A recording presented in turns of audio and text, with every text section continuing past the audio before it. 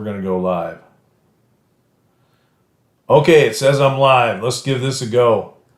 See if we can pull this off. I just did this one, but I didn't press the right button. So anyways, I guess it was a good dry run. So we're going to start, I'm going to start digging my way through a U.S. Navy manual. I think it's Steelworker 3 and 2. And we're going to talk, the important stuff that I really want to talk about is welding and the different welding processes. So right now I'm just going to tackle it chapter by chapter. So we're going to start with their chapter 1, whether anybody's interested or not. We're going to talk about materials.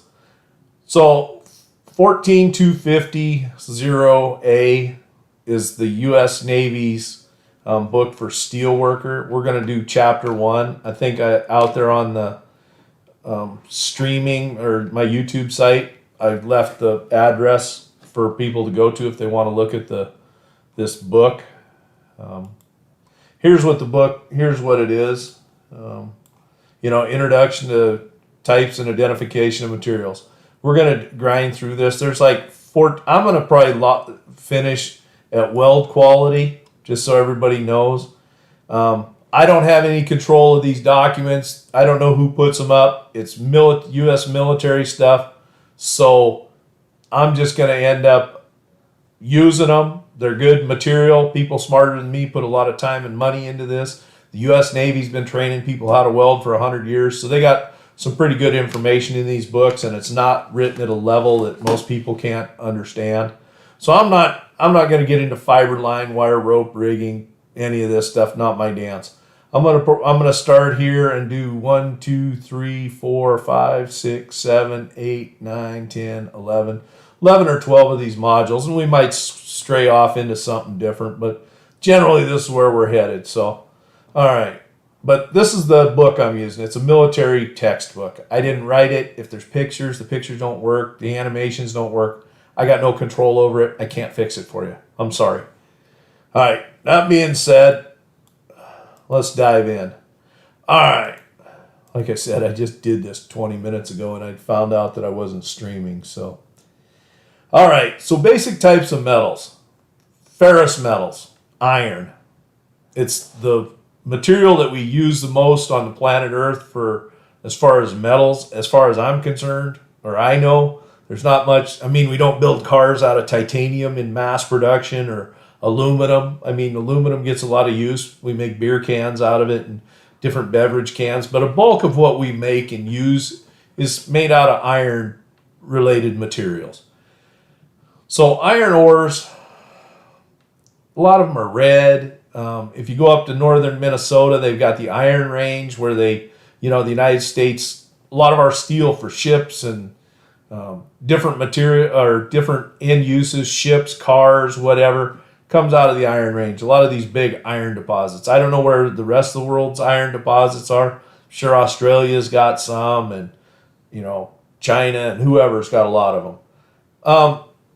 The ores are usually rich in iron oxides and vary in color from dark gray to bright yellows to deep purples to, there's a lot of different. So we're going to they dig up this iron out of the earth, and they're going to make something called pig iron.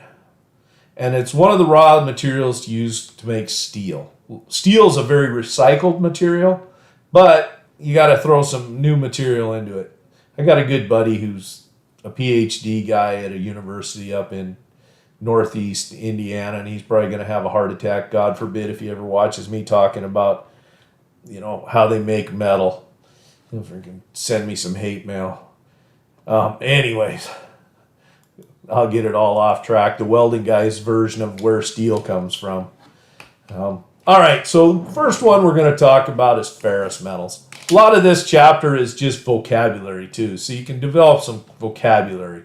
Words like ferrous, non-ferrous, iron, pig iron, wrought iron, some of the vocabulary, so you know who's who in the zoo.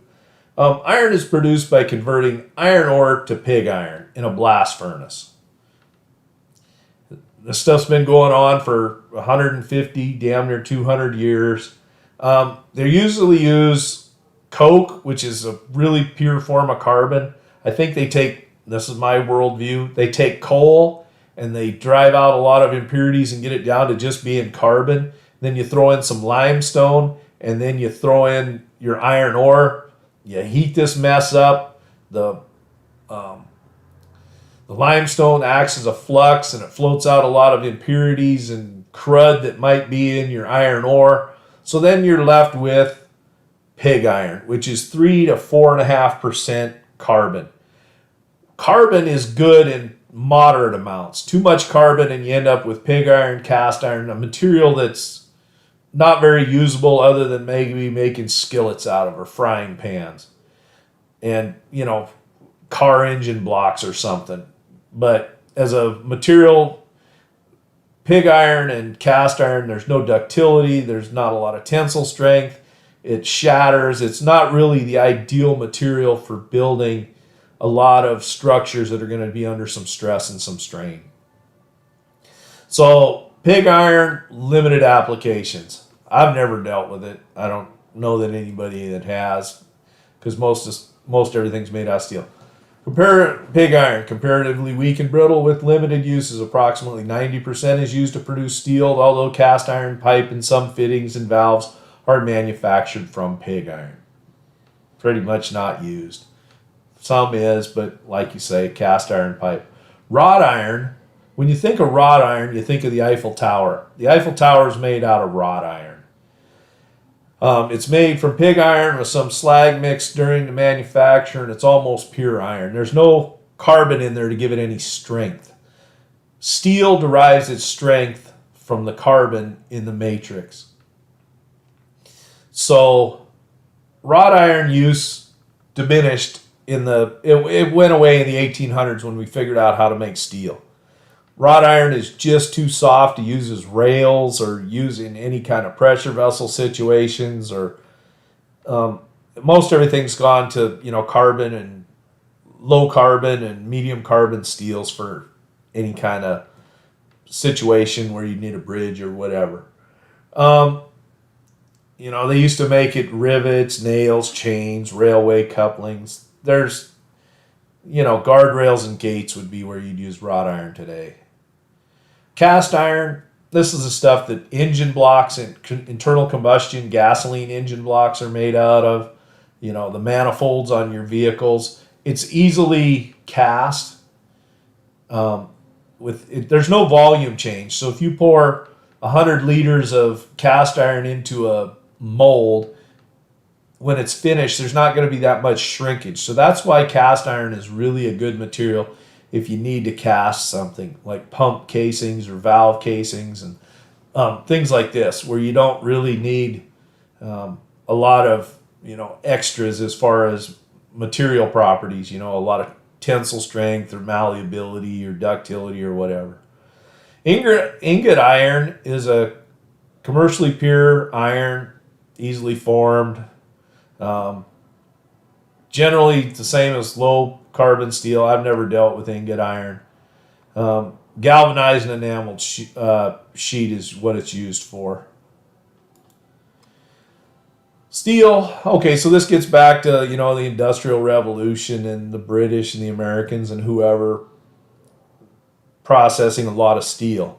The development of the economical Bessemer process for manufacturing of steel revolutionized the American iron industry. So this is what they looked like. These kilns or the vessels used for that process. I don't know if kilns. When they started making economical steel, when steel became cheap, that's when industry really took off. Railroads and steel ships and steel bridges and a lot of things just made out of steel. Automotive. So skyscrapers, stronger bridges, railroad tracks.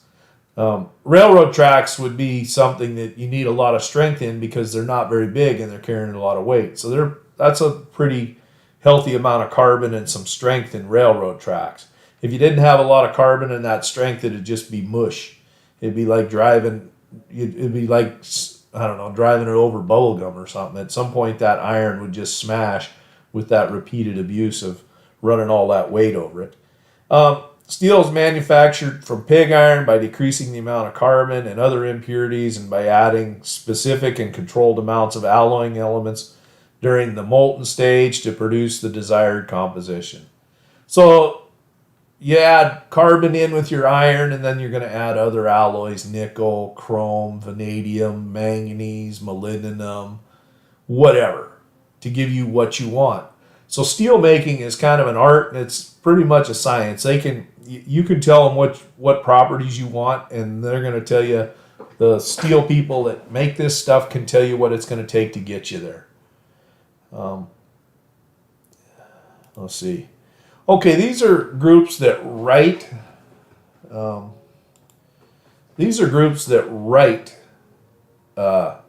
Specifications for steels. So Americans, these are the American ones. I'm not getting into who writes for the British or the Germans or the Dutch or the Norwegians or the Chinese. I got no clue. I'm a North American guy.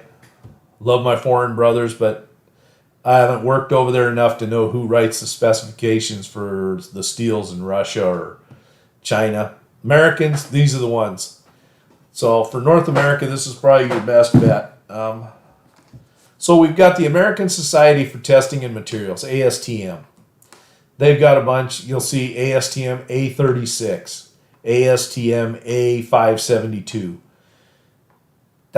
They're the ones that give you the recipes. When you hear that ASTM A36 or A106 pipe or whatever, it's the recipe for what that steel needs to be made out of. How much carbon, what's the maximum in silicon, what's the maximum in chemistries. What are the chemistries that you have to make that steel? The American Society of Mechanical Engineers, ASME, well, they do pressure vessels. Back in the early 1900s, there was a whole bunch of boiler explosions, and at some point somebody said, hey man, we got to pump the brakes on this. We can't just have boiler explosions happening all over. We got to have some rules to this. We got to act like grown-ups. We can't just be having these massive boiler explosions just going on all over the world. So anyways, some guys got together. The American Society of Mechanical Engineers were formed, and they put together some rules on pipe, steel, plate, whatever you're going to use to make boilers and pressure vessels. Another one in the United States this one isn't going to need American Petroleum Institute, API, American Petroleum Institute. Can't spell petroleum. API. You'll see a lot of API steels in AWS D1.1. They've got some API steels listed in there. American Society of Automotive Engineers, they've got a bunch of steels. They made millions of cars, and there's certain steels that are used by the SAE that aren't used by, let's say, ASTM for structural applications or the Society of Mechanical Engineers. The American Iron and Steel Institute, they AISI, them and SAE, there's a lot of overlap between those steels. And I think a lot of these outfits talk to each other, so there might be some overlap in some of the steels, but not necessarily all of them. All right, what do we got next? Steel terms. And that's probably the main thing we're going to try and get out of this little module that we're working on, I guess, this chapter is some terminology. Whether you understand the Bessemer process or not but I would hope that everybody would get a little bit of the steel terminology out of this. So carbon steel is a term that's applied to a broad range of steels that fall between the commercially pure ingot and the cast irons. This range of carbon steels may be classified into 4 groups. So we got low carbon steels. These are tough, ductile, easily machined, formed, and welded. You generally don't have too much problem with welding a low carbon steel. Medium carbon steels, these are strong, hard, and they can be welded, but you got to be a little more careful about it. You're probably going to need a little preheat, maybe a little post weld heat treat. You can't just go great guns, cowboy style into the medium carbon steels. You're going to need a little more thought and planning and you got to act like a grown up when you're dealing with the medium carbon steels. They're not nearly as forgiving as welding on farm equipment or something that might be made of low carbon steel. This is like crane hooks, axles, shafts, and whatnot. Stuff that's got a little more tensile strength than a low carbon steel. But it can still be welded. It just takes a little planning, and you got to, be a little more of a grown up. I guess I stole that term from Colin Cowherd. He's an American sportscast guy. And he says, sometimes you got to be a grown-up in the room. So I stole that from him. I acknowledge I stole it from him, but I like the terminology, so I use it quite a bit. You got to be a grown-up. High carbon steels. These are materials that respond to heat treatment, can be welded. You're going to have to get if you're welding high carbon steels, you really have to have your act together. Preheat, stress relieving, because this stuff will crack in the welds and the heat affected zone, and you really need to know what you're doing if you're heading into high carbon steels. Very high carbon steels these things can be a nightmare to weld. I've never dealt with them. I kind of did at one place I worked, but they need stress relief, preheat, post weld heat treat.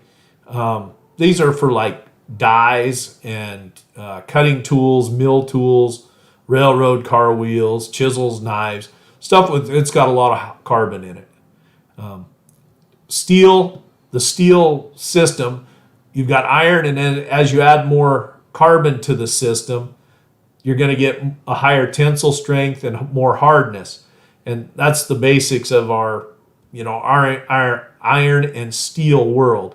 So you need to understand that. And as you add more carbon, the carbon content gets higher. You're going to need to add preheat, and you're probably going to need to put it in an oven afterwards, depending on what's going on. And I'm speaking in general terms here. But for the most part, this is how it works. Then you've got something called high-strength, low-alloy steels. Maybe we'll talk about these in depth in another podcast or whatever this is, live stream. These materials are covered by ASTM, American Society for Testing and Materials. So these are materials like ASTM A514 and A517. These can be tricky to weld because they're quenched and tempered, and without getting too much off on a side rant, these materials can be kind of tricky. These what you'd see in like haul truck boxes, like big mining equipment, where you need high strength, but you don't want to have the weight of a low carbon steel. So they throw a lot of alloying elements in here. Well, low alloying, but they put alloying elements in here to give you material properties, strengths, and toughness that are superior to low carbon steels. And the material is much lighter for the amount of strength you're going to get out of it. Low carbon steel, it contains specific and small amounts of alloying elements. Structural members may be made from these high strength steels. Smaller cross section, so you're getting more bang for your buck. They're generally more expensive, but they're lighter.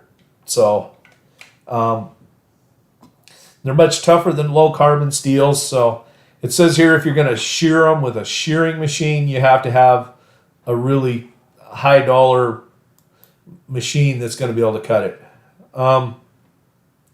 Stainless steels are classified by the American Iron and Steel Institute. Two general series. We're not going to dig too deep into stainless on this one right now. But you've got austenitic. Austenitic's a word that you need to understand. We'll get off into metallurgy at a different date. These types of steel are tough and ductile in the as-welded condition. This is the stuff that like countertops at your, I want to say like at a restaurant would be made out of, a stainless steel. Or maybe they put it on your refrigerator doors. It's tough, it's ductile in the as-welded condition. You can weld it, you generally don't need to anneal it. It's non-magnetic for the most part. Most of them are non-magnetic due to them being an austenitic material. So this would be like 304, 309, 312, 316 stainless steels. This is the most common types you're going to run across. All right, let's go to our another one. The 400 series, this is where you get into ferritic and martensitic. Oh, we got our good friends nickel and chrome over here off on the side. These are two of the elements that go into making stainless steel. Nickel and chrome, they give you some corrosion resistance, and then they also tend to help make it into an austenitic form from a face-centered. It's a face-centered cubic instead of a body-centered cubic, which would be a ferritic form. Anyways, ferritic is non-hardenable by heat treatment and normally used in the annealed or soft condition. They are magnetic and frequently used for decorative trim. So these would be like a ferritic material. From what I gather, they don't have a lot of nickel in them, but they've got chrome in them. The nickel is expensive. Nickel's a very expensive metal in comparison with chromium. So if you need something that's got some more, that can handle some corrosion resistance, they'll throw a bunch of chrome in there, and you can get it into you can still have a stainless steel. It's more corrosion resistant than just a plain garden variety carbon steel. Martensitic is what you make knife blades out of, and I think what am I thinking? Forks and stuff like that. Kitchenware, and there's a lot of different uses for martensitic stainless steel. There you were, high strength, corrosion resistance, and ductility. Used to work at a company, a foundry out on the West Coast, and I think we made, like turbine casings out of this stuff is what I think a lot of the martensitic was for, or maybe pump casings, I don't know. There's some interesting applications. Okay, alloy steels derive their primary properties from the presence of some alloying elements other than carbon. Remember we talked about carbon being how iron goes from being iron to steel and then to cast iron. So alloy steels are when you're going to get some strength or some corrosion resistance or some wear resistance from an alloying element other than carbon. So they're going to, vanadium is one. We'll touch base on some of these. Alloy steels may be produced in structural sections, sheets, plates, bars, and used in the as-rolled conditions. And these steels can obtain better physical properties than are possible with hot-rolled carbon steels. Let's see here. We'll go to our next one. Nickel steels, they're used in the manufacture of aircraft parts such as propellers and airframe support members. So nickel steels are going to give you some more strength as compared to maybe a carbon steel. Chromium steels are used for races and balls and anti-friction bearings. Highly resistant to corrosion. I think chromium, 2 1/4 chrome. I think a lot of steam piping has chrome in it, to give it some strength at an elevated temperature that you might not have at room temperature. So you talk about 2 1/4 chrome materials. A lot of these piping materials that you'll see in ASME boiler and pressure vessel situations are chromium steels. Chrome vanadium steels, crankshafts, gears, axles, and other items that require high strength, also used in the manufacture of high quality hand tools, wrenches, and sockets. Oh man, we did a great job on this slide, didn't we? Yeah, we'll just kind of click and move a couple things around. After all, it is a live stream, right? We got time. Okay, so here's some alloy steels. Tungsten steel. Lathe tools, like when you're a lot of times when you're spinning something on a lathe, right? And you got a cutting tool, a lot of times that's just tungsten or a high-speed tool. Molybdenum, used in the place of tungsten to make cheaper grades of high-speed steel, and in carbon molybdenum, high-pressure tubing. Manganese steels, use depends on the properties desired. The one I was going to mention down here would be an austenitic manganese steel. I think I'm pretty sure like big mining equipment, those shovels, that can lift up like pickup trucks. That's austenitic manganese steel is what it's called. It's in a face-centered cubic structure. They've added so much manganese to it, but it's got great wear resistance and impact strength and can generally take a beating. So that's where you'd see a lot of manganese in a steel would be austenitic manganese steel. Let's see here. Non-ferrous metals, these are the metals that don't have any iron in them. Copper's copper. There's no iron in it. I don't know if you can alloy it with iron. I don't think you can, but copper, brass, bronze Age. We've all heard of the Bronze Age when people started making weapons out of bronze and going and killing their neighbor, and Bronze Age statues or whatever. So bronze is just copper and tin. Copper nickel alloys. These are alloys that wear resistance and corrosion. Saltwater piping systems and other sheet forms to construct small tanks and hot water reservoirs. Then we've got aluminum, airplanes, beer cans. There's a lot of, automotive parts, a lot of things that are made out of aluminum. Easy to work with, good appearance, light and weight. It's pretty corrosion resistant for the most part, Think of some of the nasty stuff that they put in aluminum cans, beer or soda or whatever. But Inconel is a nickel alloy, a high nickel alloy. So Inconel, Hastelloy, there's a bunch of these trade names, Waspalloy, I forget a bunch of them, but they're nickel alloys, right? A lot of nickel. A majority of it is nickel. And anyways, Inconel is just a trade name of it. Good corrosion resistance. It's good at high operating temperatures, using exhaust systems at aircraft, stuff like that. Nickel alloys. Mon-El is an alloy, which is nickel is the major element, and it's got copper in it.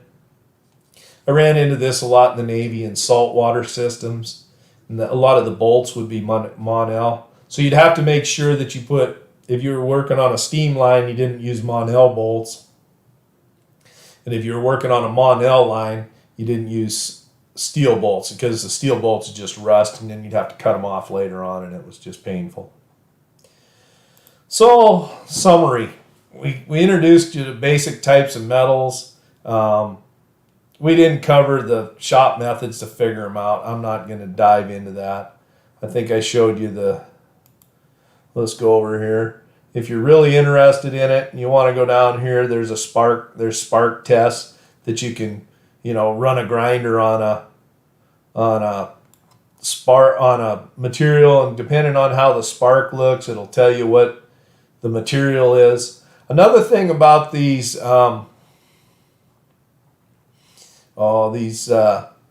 military manuals, if you get into them, these U.S. military manuals, they got questions at the end. I don't have answers to them. I didn't go through all these chapters and come up with answers. I'm not assigning homework. I'm not correcting homework. But if you want to, and you want to dig through these, which of the following metals is non-ferrous? Cast iron, it's got iron in it. Steel, got iron in it. Pig iron, got iron in it. What was our definition for materials that are non-ferrous? Well, it would be, doesn't have iron. So aluminum, non-ferrous. And you can go back up to the start and dig through, but if you want to do a little knowledge check or, dig through these questions and kind of figure some of this stuff out, go for it. But I don't have any of the answers. I didn't come up with the answers. I didn't come up with the questions. I just know where to find these textbooks online, and it's a convenient way for me to get on here and have a good rant about welding related stuff. I haven't done much, put out much material on my YouTube site. I've been kind of tied up with some other projects, but anyways, this maybe will give us a chance to cover some material, and then I can be lazy and not have to write my own textbook. I can work off of what the United States military's done. Well, they've been training welders for the last 100 years anyways, so they've got pretty much dialed in how many ships does the U.S. Navy have, and how many welders and hull technicians and steel workers have they trained. So anyways, that should wrap us up. Getting back to the summary, we talked about different types of metals, kind of some basic vocabulary, and it will just kind of plug and chug and grind forward on this. Maybe we'll get off on some side tangents depending on what I have going on, and COVID and the end of the world, maybe zombie apocalypse, whatever we got going on. But anyways, I hope you found this useful. If you guys know how to track me down, if you have questions as far as, or maybe I guess comments or something we should, a direction we should go with these videos or these live streams. But generally I'm planning on going, I'll pull this up again. See if I can get this. I'm going to probably head through these ones. Next one will be basic heat treatment. Then we'll do introduction to welding, gas cutting, gas welding, soldering, brazing, plasma arc cutting. We'll just grind through these. And then we'll probably cut off at weld quality control, and maybe we'll go in a different direction depending on what we got going. There's a lot of welding out there, and if people are watching this, and depending on what kind of reception we have, we'll do it. If it's like me talking and three of you guys out there, well, might be a short-lived experiment in the Gary Pace multimedia world. So anyways, bottom line, hey, thanks for joining in. If you did tune in, I appreciate it. Everybody have a nice day.